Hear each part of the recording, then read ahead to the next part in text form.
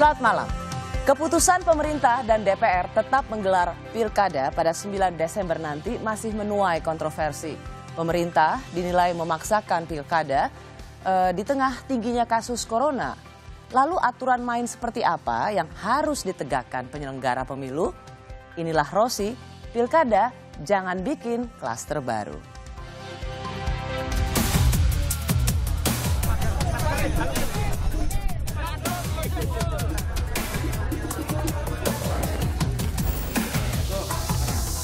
Kami melihat bahwa kemungkinan besar terjadinya kerumunan massa, parpol sudah tahu, tapi sengaja mungkin mau show of force, unjuk kekuatan.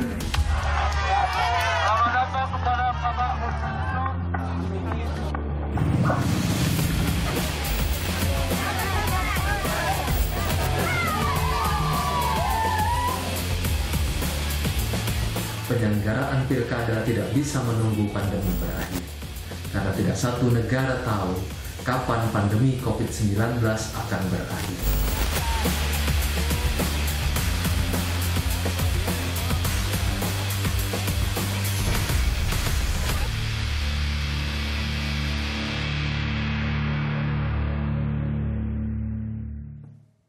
Rapat koordinasi antara pemerintah, DPR, dan KPU telah memutuskan pilkada serentak di 270 daerah tetap digelar pada tanggal 9 Desember nanti. Pemerintah beralasan pelaksanaan pilkada demi menjaga hak konstitusi rakyat. Tapi alasan ini justru dinilai sebagai sikap abai terhadap keselamatan hidup warga yang sedang berjuang menghadapi pandemi COVID-19.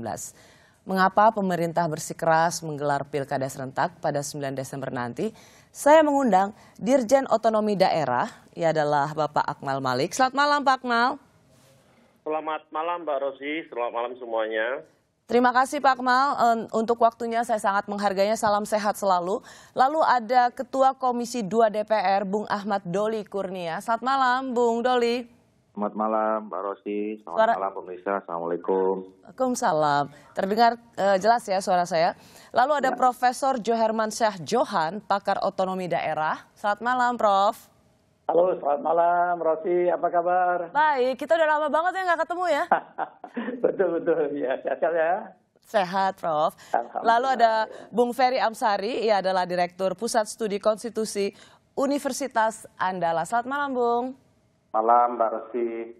Saya mengucapkan salam sehat semua untuk Anda. Dan sehat juga Mbak, insya Allah. Ya, untuk semua yang menyaksikan acara ini. Saya ke Pak Dirjen dulu. Pak Akmal Malik, pemerintah sudah berulang kali menjelaskan soal mengapa kita perlu pilkada serentak tanggal 9 Desember nanti.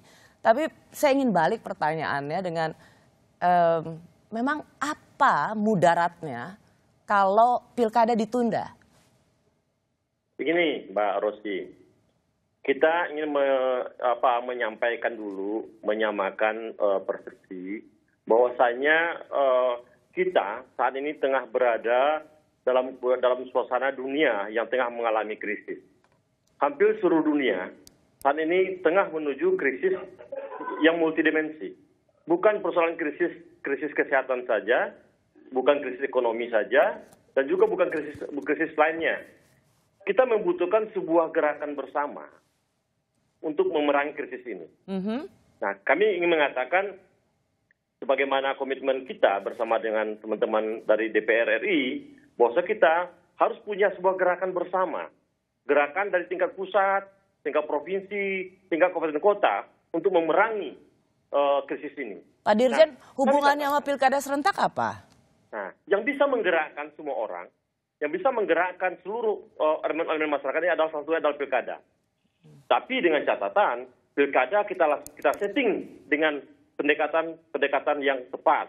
Pilkada kita setting, kita laksanakan dengan protokol kesehatan yang ketat. Pilkada kita setting sebagai instrumen untuk menggerakkan ekonomi masyarakat. Pilkada kita setting untuk menjadi agent untuk perlawanan terhadap COVID-19.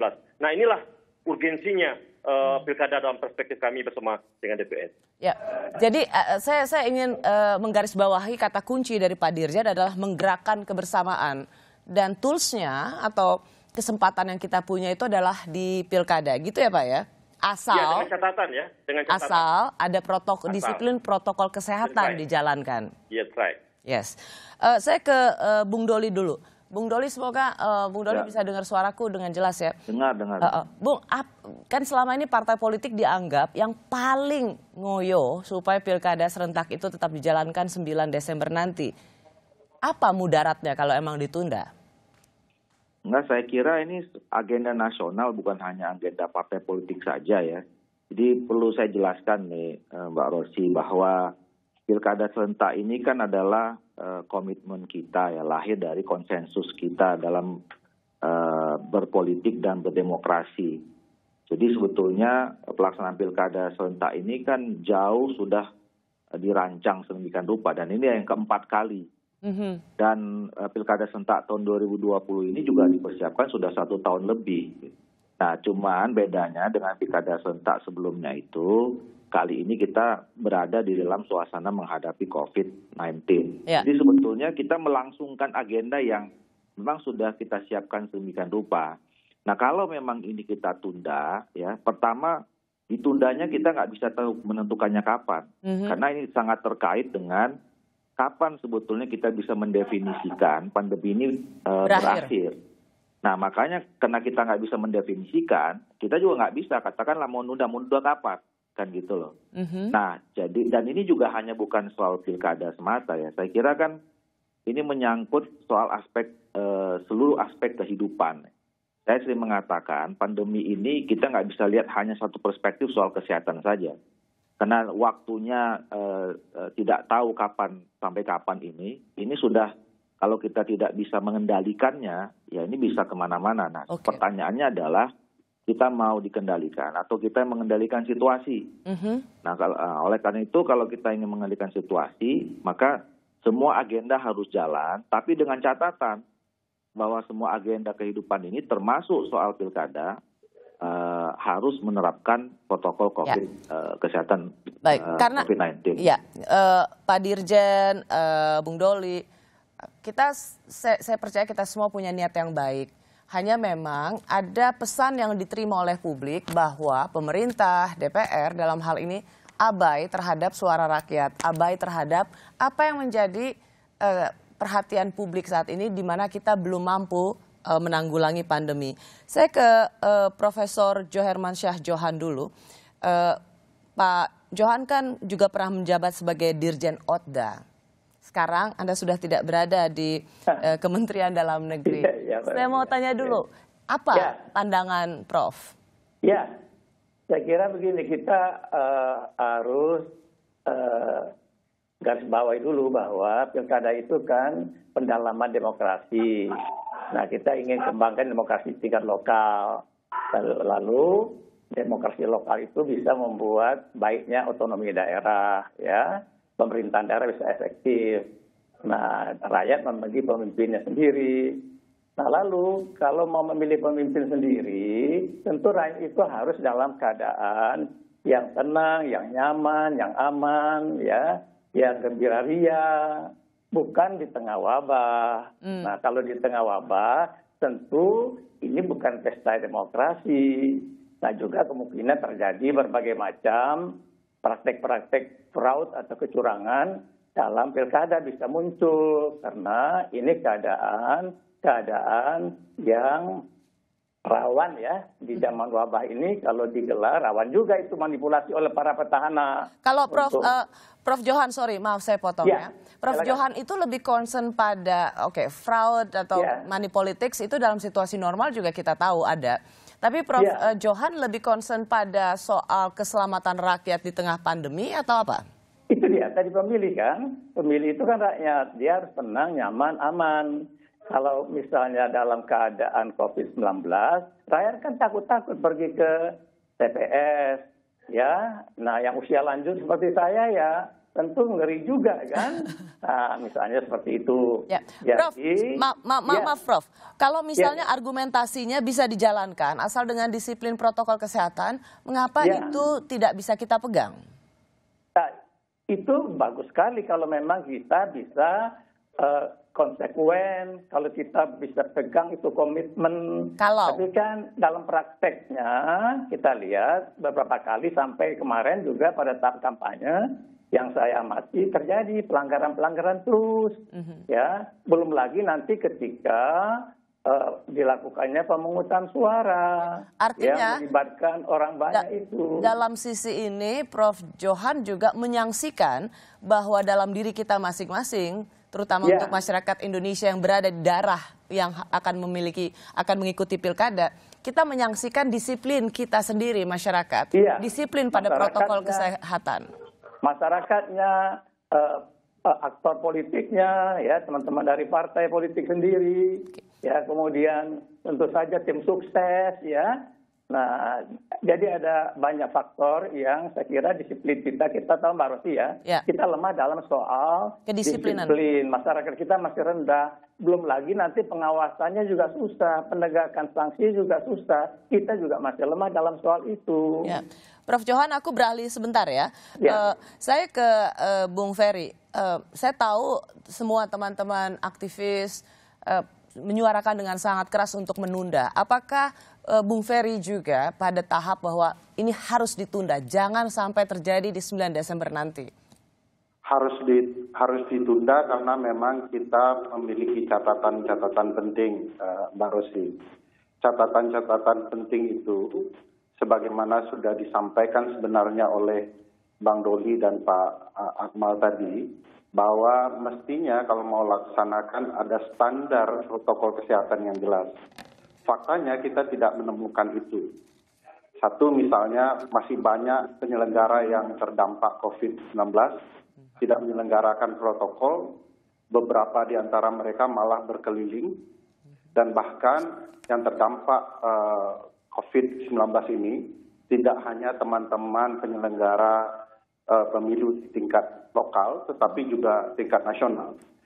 Jadi pertanyaannya jadi begini, kalaulah jaminan atas kesehatan penyelenggara, peserta, dan pemilih tidak dapat dilakukan, bagaimana mungkin bisa melaksanakan proses pemilu kada yang berkualitas? Bung Ferry, maaf, mengapa suara Bung Ferry itu pesimis banget? Kenapa kita tidak bisa punya optimisme bahwa ini bisa menjadi alat yang bergerak bersama, kegotong royongan selama protokol kesehatan itu disiplin. Tadi kan Prof. Johan udah bilang, ya karena kita juga menyaksikan kedisiplinan kita masing-masing. Mengapa Bung Ferry pesimis? Ya, Mbak Rosi, saya dalam posisi yang sangat full optimistik, ya. Saya optimis bahwa ini harus ditunda.